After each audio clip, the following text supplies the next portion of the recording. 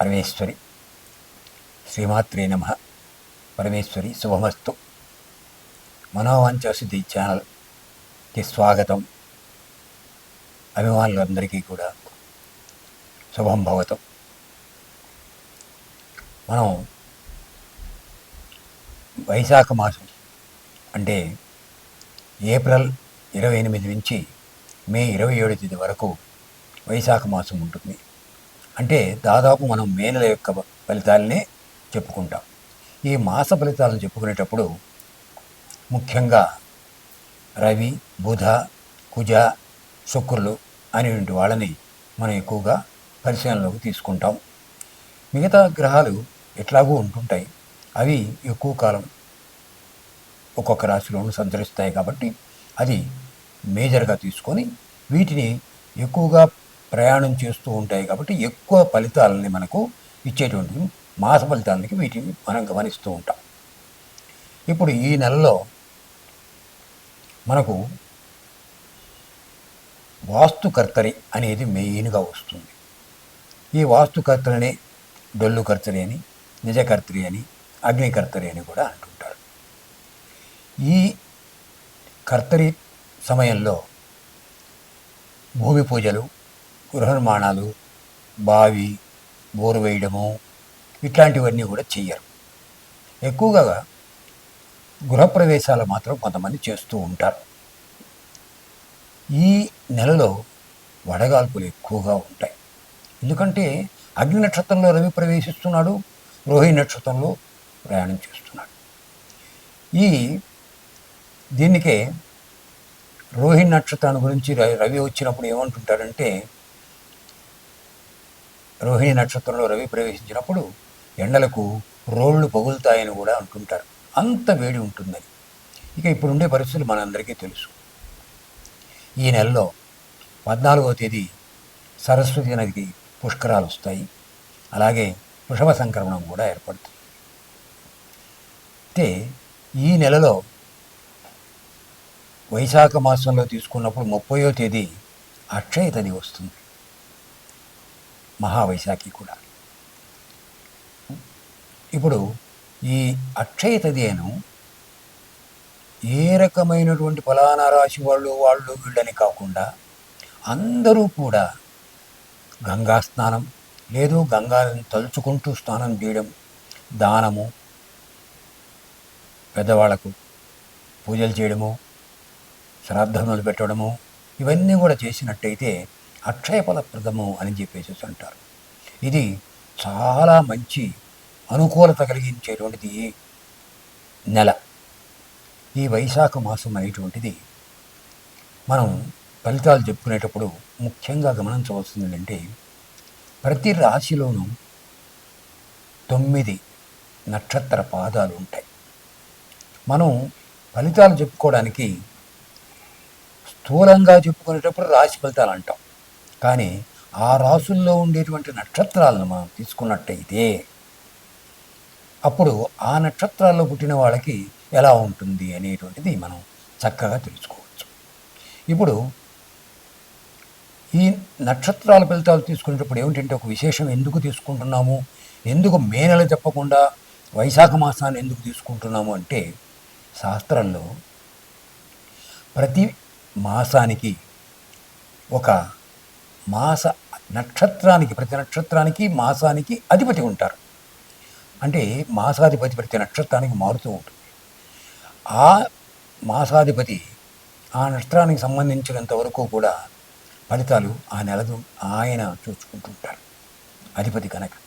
So ఇలా మనం నక్షత్రాల బట్టి కానీ మనం ఫలితాలు కానీ తీసుకోగలిగినట్టయితే ప్రతి రాశి ఫలితాలు కూడా మరింత సూక్ష్మంగా తెలుసుకోవడానికి ఎక్కువ అవకాశం వస్తుంది.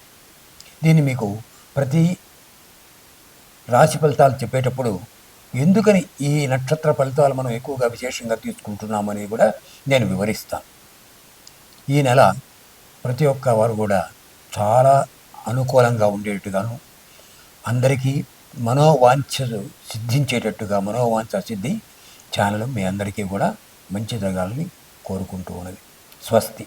కర్కాటక రాశి వారికి మే నెల వైశాఖ మాసం. వైశాఖ మాసం అని ఎందుకు చెప్పుకున్నాం అంటే, మాస ఫలితాలు చెప్పుకునేటప్పుడు వైశాఖ మాసానికి అధిపతులు, ఒక్కొక్క నక్షత్రానికి అధిపతులు ఉంటారు కాబట్టి శాస్త్ర ప్రకారం వైశాఖ మాస ఫలితాలను చెప్పుకుంటాం.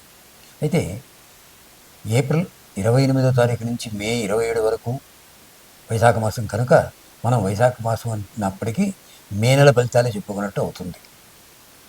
ఈ వైశాఖ మాసంలో కర్కాటక రాశి వారికి రవి, రాహు, కేతువులు శుభులు అవుతారు. బుధ, గురువులు అర్ధశుభులు అవుతారు. వీళ్ళకి చాలా బాగా ఉంటుంది కొన్ని విషయాల్లో. మెయిన్గా తొందరపాటు ఎక్కువ పడుతూ తమ పనులు తామే అడ్డం చేసుకుంటారు. భాగస్వామ్యులతో చాలా జాగ్రత్తగా వివరించాలి, తొందరపాటు కూడదు. మెయిన్గా వీళ్ళ పరిస్థితి ఎలా ఉంటుందంటే, ఈ నెలలో ఏంది అనుకున్నది ఒకటి అయింది ఒకటి అన్నట్టుగా కొంచెం ఉంటుంది. కానీ వాహన సౌఖ్యం బాగా ఉంటుంది.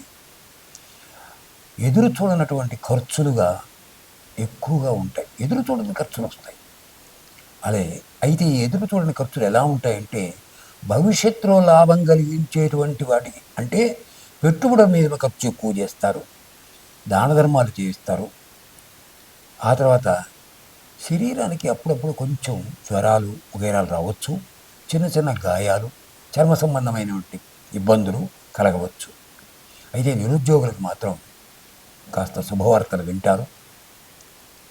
కార్యసిద్ధి జరుగుతుంది, కానీ కొన్ని మాత్రం వాయిదాలు పడతాయి, కొంచెం ఆలస్యం అవుతుంది.